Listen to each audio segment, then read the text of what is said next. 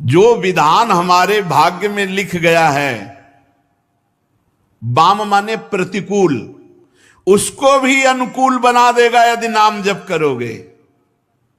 विधाता का मन अनुकूल कर देगा, तुम्हारा मन अनुकूल कर देगा, भाग्य की रेखा को अनुकूल कर देगा यदि नाम जप करोगे। यही तो करना है। लेकिन भगवान के नाम में विश्वास नहीं लोगों को जंतुर में विश्वास है। क्योंकि नाम जप करोगे तो मन जलाएगा ना, पाप नष्ट होंगे ना। तो लोग सोचते हैं पैसे के दम से हम अपनी भाग्य रेखा, अपने प्रारब्ध मिटा देंगे। त्रिभुवन में कोई ऐसा पैदा नहीं हुआ। कैसे ये महापुरुष ऐसे लिख दिए वाणी जी में, देव दनुज नर नाग मुनि को न मेटन हारे। एक मेट सकता है भगवान का नाम, भगवान का नाम मेट सकता है। कह रहे नाम लेत दाहिनो होत मन, बाम विधाता बाम को। जो निरंतर नाम जपने का अभ्यास करते हैं तो प्रतिकूल विधान करने वाले विधाता अनुकूल हो जाते हैं। सबकी शिकायत रहती, मेरा मन ऐसा, मेरा मन वैसा। अरे विधाता के मन को पलट दे, तुम्हारे मन की क्या बात। नाम जप के देखो। बोले नाम जप करते हैं मन नहीं लगता, बड़ी गंदगी मन में आती है। तो वही गंदगी तो मन से निकल रही, आ नहीं रही। और मन लगे ना लगे, तुम्हारे को आग छुआ दिया जाए भूल से, जबरदस्ती से, क्या आप जलोगे नहीं? मन लगे ना लगे, आग तो दाहिका शक्ति वो जला देगी। तुम भोजन पा रहे हो, मन लगे न लगे पेट भर जाएगा ना। ऐसे ही मन लगे न लगे भजन करो, तुम्हें भगवान की प्राप्ति हो जाएगी, मन लग जाएगा। देखो कह रहे नाम लेत दाहिनो होत मन, बाम विधाता बाम को। कलि नाम काम तरु राम को। जो नाम जप करता है उसकी भाग्य रेखा भी मिट जाती। कल एक उपासक ने प्रश्न किया था बाहर से पधारे हुए कि हमने सुना है कि कच्चे पाप नष्ट हो जाते हैं, लेकिन पक्के पाप जो होते हैं वो भोगने पड़ते हैं, क्योंकि बड़े बड़े महापुरुषों के भी शरीर में रोग देखा जाता है।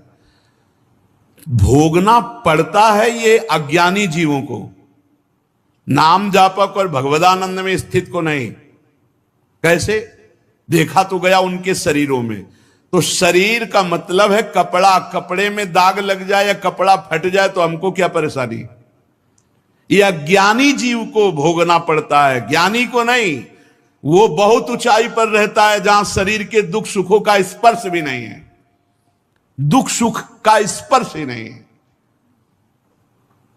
बहुत समझने का विषय है।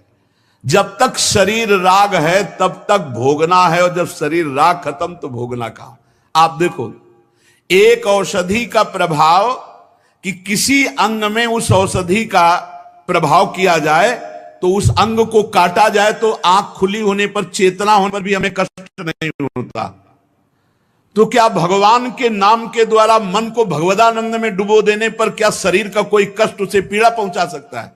नहीं पहुंचा सकता। पर आपका मन शरीर राग में है, इसलिए यह अनुभव ही नहीं हो सकता। ऐसा लगेगा ऐसे कैसे होगा, क्योंकि आपने अभ्यास नहीं किया शरीर से हटने का। जो कुछ भी किया वो शरीर बन करके किया, इसलिए शरीर में जो भी सुख और दुख आएगा उसे भोगना पड़ेगा।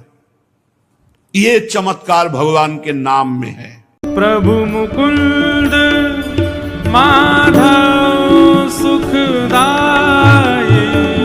प्रभु मुकुंद माधव सुखदाई, प्रभु मुकुंद माधव सुखदाई,